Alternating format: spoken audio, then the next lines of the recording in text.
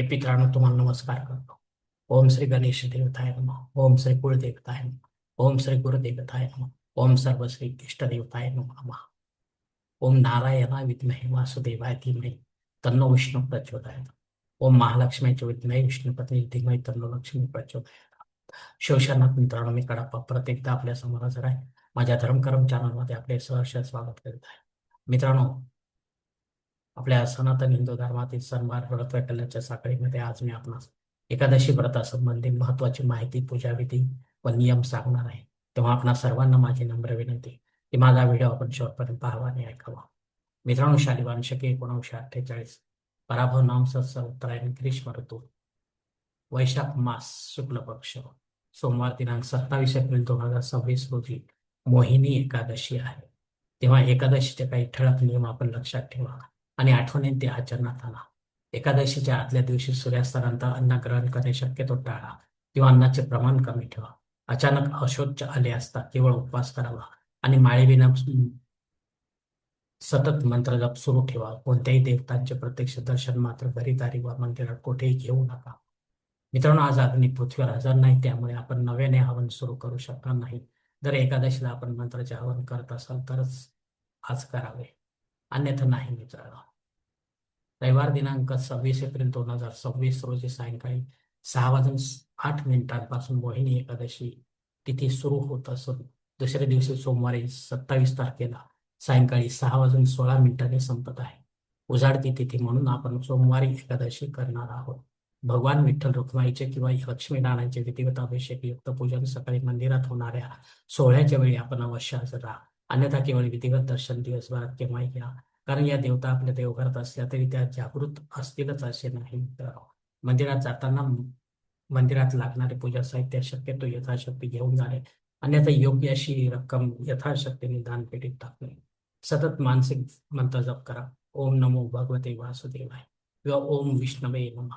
जय श्री हरी. ओम महालक्ष्मी देवे नमः. लक्ष्मीनारायणचा स्वतंत्र गायत्री मंत्र व विठ्ठल रखुमाईचा एकत्रित गायत्री मंत्रही आपण घेऊ शकता. ओम रुक्मिणी पतीयेच विद्महे भक्त दर्शनाय धीमहि तन्नो विठ्ठल प्रचोदयात्. आपले नित्य कामकाज करताना वरीलपैकी कोणताही मंत्र जप सतत पुटपुटत राहा. एकादशी दिवशी स्नानाच्या पाण्यात पंचगव्य गंगाजल टाका. गंगा कवच म्हणत स्नान करा. स्नानानंतर 10 वेळा महामृत्युंजय मंत्र जप करा.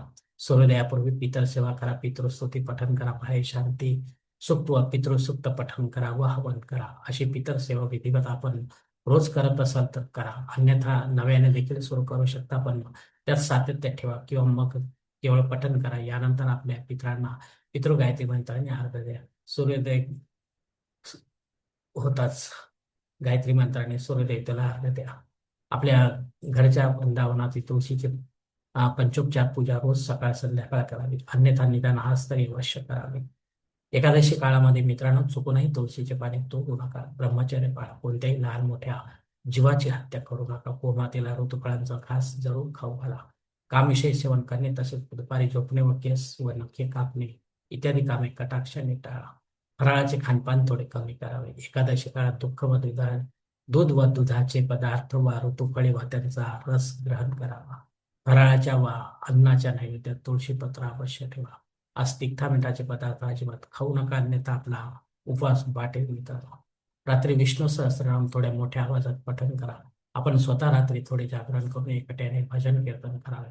एकादशीचा उपवास न करणाऱ्या भक्तांनी किमान या एकादशीच्या दिवशी तांदूळ वा तांदळाच्या पदार्थाचे सेवन करणे कटाक्षाने टाळावे. तसेच वांगी, मुळा, कांदा, लसूण, मसूर डाळ, पांढरी मीठ व मध इत्यादींचे सेवन देखील शक्यतो टाळावे.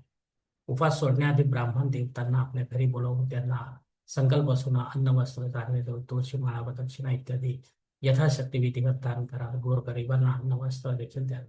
मंगळवारी सकाळच्या देवपूजेत देवतांना दाखवलेला नाश्ता नैवेद्य म्हणून आपण ग्रहण करून उपवास सोडा. तिथी वा सरकाळ संपलेला आहे म्हणून सकाळी या वेळेनंतरच आपण उपवास सोडावा. मित्रांनो, मोहिनी एकादशीचे फळ याप्रमाणे: मागील जन्माचे पाप, दुःख व मोहजाळापासून मुक्तता होते.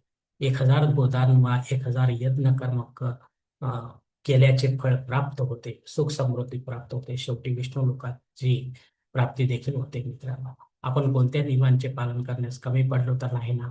याची खात्री करून घ्या. चूक झाली तर असल्यास पुढील एकादशीला अशी चूक पुन्हा करणार नाही असा मनोमन संकल्प सोडा मित्रांनो. मित्रांनो, माझ्या माहितीत असलेल्या सर्व नियमांचा उलगडा आपण समोर केला आहे. याशिवाय या आणखी काही नियम असतील तर त्यांचे पालन आपण अवश्य करावे. या मोहिनी एकादशीच्या नियमांचे निष्ठेने, श्रद्धेने व समर्पण भावाने पालन करा आणि पुण्य आपल्या नावे जमा करा मित्रांनो.